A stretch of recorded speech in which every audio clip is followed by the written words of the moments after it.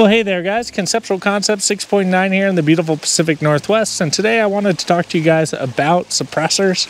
I have a particular go-to, and it's probably not what most people use, but generally suppressors have become a kind of staple in the gun community for the most part. They are much more popular than they used to be, and wait times are at an all-time low. So we're seeing a lot of people who would never have thought to buy a can before buying now, and I'm going to talk about what I use the most, and then I'm going to tell you whether it makes sense for you to buy as well. So the can I'm talking about today is the Sandman K. Now, why the Sandman K? We'll get into that. But I've been using this guy for better part of a couple years. I use it on quite a few rifles. I use it on my SIG 716i. I use it on my Alpha AK. I use it on my Block 2.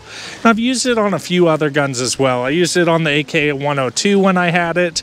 And I found that this has become one of my go-to cans. I think I own 7 or 8 cans right now. No, I own 9, but a couple of them are pistol cans and one's a 22. So I own 6 cans for rifles, and this has become kind of my go-to. And some people will be like, why, right? Because it is a K can, and sound is not super impressive through the whole spectrum of everything. So why do I choose this? One, because I have it, and I have 9 cans. I don't really want to invest in more, but out of the 9 cans I have, I find this one to be the most versatile. It is still pretty heavy, but it's a walled can, so you get a little extra durability, but it's shorter. So I find I use it on my 16 and my 14.5 rifles almost exclusively over everything else I have, because this guy is an inch shorter or more than every other rifle can I have. So I use it for that purpose.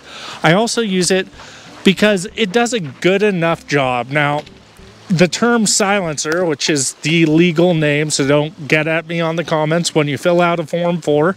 These are listed as silencers. But the term silencer, I don't really think applies to this. It's a almost very light dampener on shorter rifles and a silencer on longer, 14.5, 16, but bottom of the pack for most. But that being said, it does cut out a bit of noise, and that's not what I'm generally going for when I get suppressors. So while a lot of people see a silencer and they think, number one, I want it to sound good, I'm not quite in that boat. I want it to cut out some of the noise for sure, but I'm wearing hearing protection either way, because no supersonic round is hearing safe coming out of these. So wearing hearing protection either way. And if it dampens the noise a little bit, I'm happy. The two major things I personally look for in a can, though, is flash suppression. So we're going to cut into a video of this 9-inch CZ Bren 2 at night, and I'm mag dumping.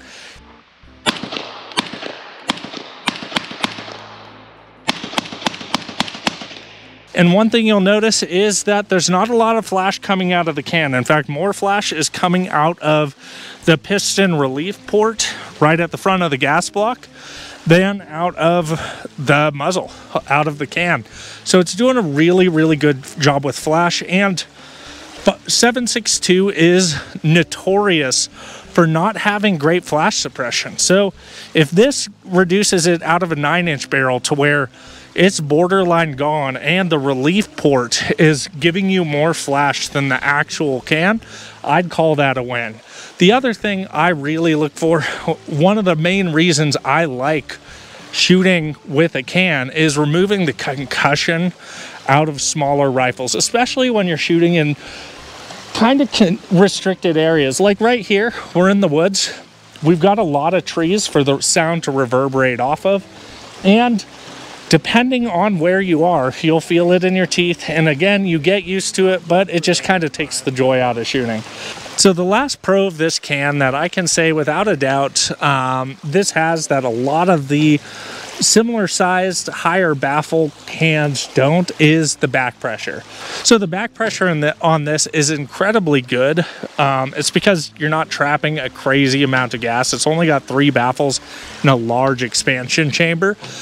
So I find when I'm running my Block 2 AR, which is an overgas son of a gun, when I'm running that with this, I'm not getting gassed out with it. I'm actually pretty impressed. Now the SIG 716i, I don't know why, I get a little more gassed out with that than the 556, the Block 2, but this has a lot less back pressure than a lot of your better sounding cans, just because you've got less gas getting trapped in there and it reduces the back pressure. So big pro to that. I really, really like this can, and it has become my staple can. It's what I run on everything that doesn't have a dedicated suppressor on it. I switch it back and forth. I even put it on 556. It sounded pretty good on a 556 AK, a 12.4 inch one. So I was pretty impressed with that. We'll roll in some B-roll footage of that as well, just to show it sounds okay. Not great. You're not chasing sound with this can. So, nature of the beast, right?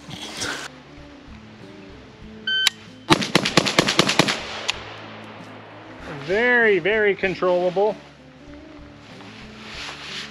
So at this range, it doesn't seem to be so much of an issue with the sights, but that is my group. So generally what I'd say is I like this can because of the flash reduction, the concussion elimination, and the fact that it removes just a little bit of noise. But that being said, let's get into if you should buy one. My personal opinion is you probably shouldn't. This is an old design. You have 3 baffles to mitigate noise, and part of that, and I'm not monetized anymore, so I can do this without worrying. Part of that is that it is equipped to deal with longer muzzle devices. So it accommodates 13.9 and even 13.7 length muzzle devices. So if you want to do a 13.7, 13.9 build and your muzzle device is too long, this might be a really good option for you. But I digress. I'm going to move back into why you probably shouldn't buy it. There are much more efficient cans on the market now, weight-wise, sound-wise, size-wise, and back pressure-wise. So I think that in 2025, I think it's becoming obsolete. That being said, I'm going to keep running it because it kind of does exactly what I want a suppressor to do. Would be nice if it was a little quieter, but I don't know if I'm willing to dump another $1,000, $700 to $1,000 to get that slight performance increase over the Sandman K. So I would say if you're going out to buy a new one, I wouldn't buy one of these personally in 2025. But if you have one and you're kind of like, man, I might want something a little different, I personally would just leave it myself, but you do you, right? So that's all I got for you guys today. I'll talk to you next time.